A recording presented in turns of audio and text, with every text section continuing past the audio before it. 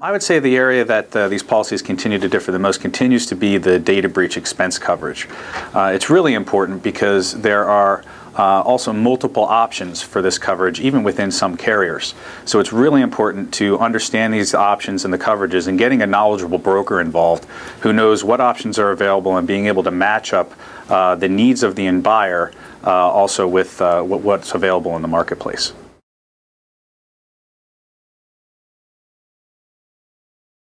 Many insurance carriers right now provide a reimbursable expense fund so that the insured will go out and they'll hire various vendors to go out and provide services to respond to the data breach, and then the insured will reimburse the insured for those costs related to the event. Another option is to actually bring in a panel of vendors that the carrier recommends. In this case, you're required to work with the carrier and required to use the vendors that they have on their panel.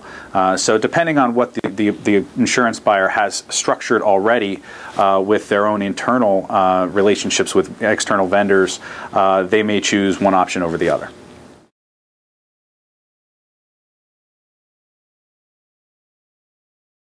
It's important to really understand whether it includes all of the various expenses associated with a breach, and there are a lot.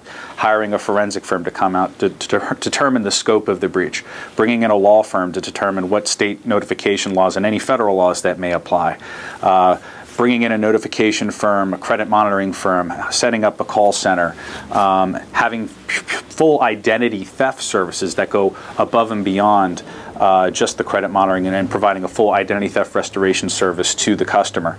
All of these are things that need to be considered when you're evaluating what the data breach expense fund includes, and you want to make sure that you're not being shortchanged. You might have a very large limit for what they call a data breach expense fund, but you want to make sure what is included in that sublimit. Is it just the notification? Is it just statutory notification? Does it include voluntary notification as well? So there are a lot of things that a client should be discussing with their broker when they evaluate what coverage they should be purchasing.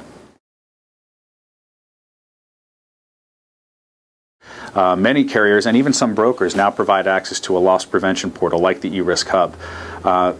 These portals provide important loss control resources to mitigate privacy and cyber-related incidents on the front end, and then and very important, how to respond when the loss occurs.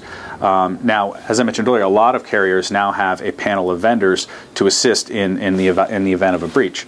Not only can it include discounted rates, but more importantly, this panel is experienced in handling data breaches. This is important because many organizations, they don't know who to contact in the event of a breach.